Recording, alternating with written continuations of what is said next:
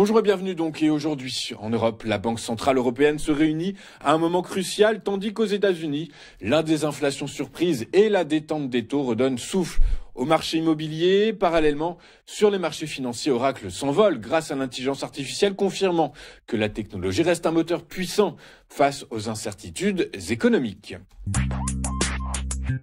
À quelques heures de la réunion de la Banque Centrale Européenne, les investisseurs comme les ménages attendent des réponses claires. En effet, l'institution monétaire se trouve à un moment charnière. Faut-il continuer à réduire les taux directeurs ou bien temporiser? Première question, la BCE ira-t-elle plus loin dans son cycle de baisse des taux? Certes, l'inflation globale recule, mais l'inflation sous-jacente, c'est-à-dire hors énergie et alimentaire, demeure plus résistante. Ainsi, la BCE doit choisir entre la prudence et le soutien à l'activité. Deuxième interrogation, jusqu'où peut-elle assouplir sa politique sans fragiliser l'euro? En effet, une monnaie trop faible face au dollar renchérirait les importations d'énergie et donc l'inflation, ce qui compliquerait sa stratégie. Troisièmement, quel signal envoyer au marché financier?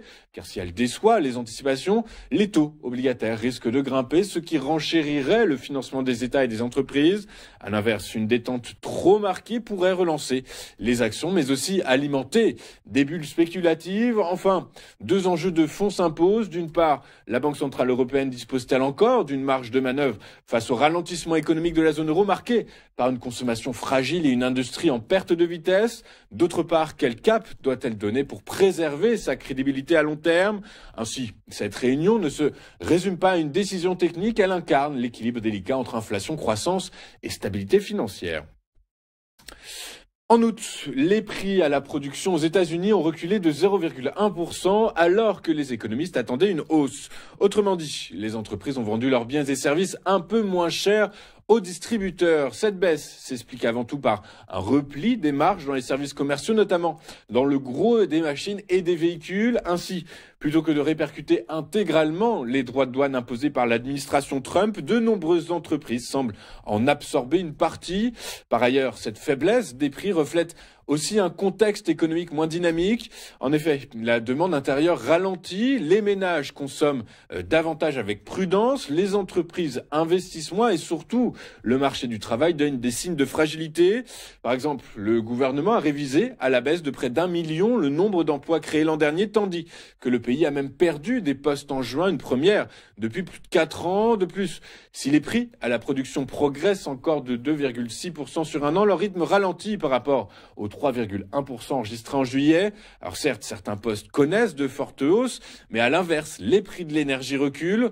En conséquence, la Réserve fédérale américaine dispose d'une marge de manœuvre claire pour agir, puisqu'il n'existe pas de pressions inflationnistes fortes, mais bien un risque de ralentissement économique. Les marchés anticipent logiquement une baisse des taux directeurs de la Réserve fédérale américaine, et ce, dès la semaine prochaine.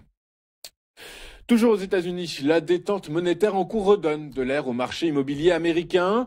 En effet, selon la Mortgage Banker Association, les demandes de prêts hypothécaires ont bondi de 9,2% la semaine dernière, atteignant leur plus haut niveau depuis 3 ans. Cette progression s'explique par la baisse rapide des taux d'intérêt, conséquence directe du repli des rendements obligataires, eux-mêmes affectés par des signaux d'affaiblissement du marché du travail. Ainsi, le taux moyen des crédits immobiliers sur 30 ans est tombé de 6,64 à 6,49%, soit son plus bas niveau depuis octobre 2024.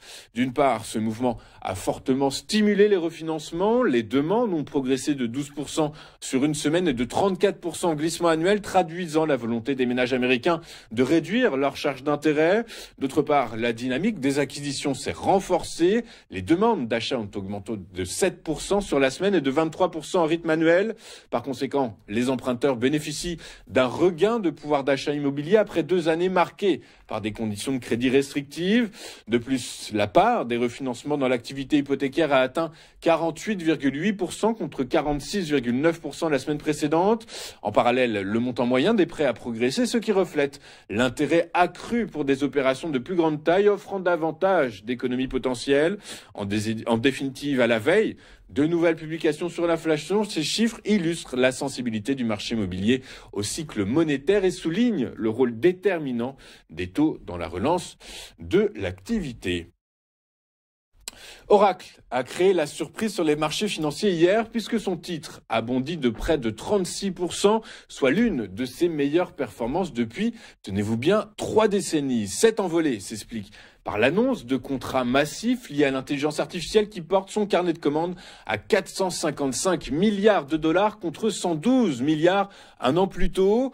Ainsi, la visibilité exceptionnelle sur ses revenus futurs a immédiatement revalorisé l'entreprise aux yeux des investisseurs. Sur le plan stratégique, Oracle a comblé son retard historique dans le cloud en s'imposant désormais comme un partenaire incontournable des grands acteurs de l'IA. En effet, les contrats signés avec OpenAI, XAI et Meta ainsi que la entreprise Stargate repositionne l'entreprise comme un acteur clé de l'infrastructure numérique mondiale. De plus, les alliances croisées avec Microsoft, Google et Amazon renforcent sa légitimité et élargissent son accès au marché. Cependant, les fondamentaux apparaissent plus contrastés. Le chiffre d'affaires trimestriel est ressorti légèrement en dessous des attentes et surtout, les marges d'exploitation historiquement proches de 50% s'érodent en raison d'investissements massifs dans les centres de données et l'allocation de GPU. Dès lors, selon plusieurs analystes, Oracle privilégie la conquête de parts de marché à la rentabilité immédiate. En définitive, la question centrale pour les investisseurs est de savoir si cette stratégie de volume soutenue par la vague d'investissement en IA générera durablement de la valeur actionnariale ou si au contraire elle pèsera à moyen terme sur les flux de trésorerie. Oracle joue aussi une partie de long terme entre promesses de croissance exponentielle et discipline financière à reconstruire. Avant de faire un point sur les performances des principaux actifs mondiaux, regardons ce à quoi les investisseurs seront attentifs aujourd'hui. Et comme je vous l'expliquais en début de journal, si je puis dire, eh bien c'est du côté de la BCE qu'il va falloir se tourner puisque la Banque Centrale Européenne va délivrer le résultat de ces 2 jours de réunion, nous expliquer si elle poursuit ou non son statu quo. D'après les marchés, le statu quo est évidemment la solution et la stratégie privilégiée. Ceci étant, notez bien qu'à 60%, les marchés estiment qu'un changement de politique monétaire devrait intervenir d'ici la fin de l'année. Sinon, globalement, eh bien, c'est du côté des États-Unis qu'il faudra se tourner puisque, le CPI américain pour août sera publié dans l'après-midi, tout comme les demandes hebdomadaires d'allocation au chômage toujours aux États-Unis. Et puis sur l'actualité monétaire, je vous rappelle que la semaine dernière, le marché obligataire était particulièrement sous tension. Eh bien, c'est les enchères autour des trésoreries américains à 30 ans qui sera à scruter aujourd'hui pour voir dans quelle mesure les investisseurs accordent leur confiance à l'économie américaine sur le très long terme. Jetons un œil désormais sur la réaction des grandes places financières mondiales lors de la séance d'hier. Et en Europe, les principales places financières ont clôturé en ordre dispersé, marqué par la volatilité et des valorisations jugées excessives. Seul Paris a fait exception. Le CAC 40 a gagné 0,15%, soutenu par la nomination de Sébastien Lecornu à Matignon, interprété comme un signal de continuité pro-entreprise. À l'inverse, le DAX a cédé 0,39% et le FTSE 0,19%, tout comme l'Eurostoxx 50 qui a reculé de 0,21%. À Wall Street, les marchés actions ont atteint de nouveaux records hier, portés par des données d'inflation plus faibles qu'attendues et par l'enthousiasme autour de l'intelligence artificielle.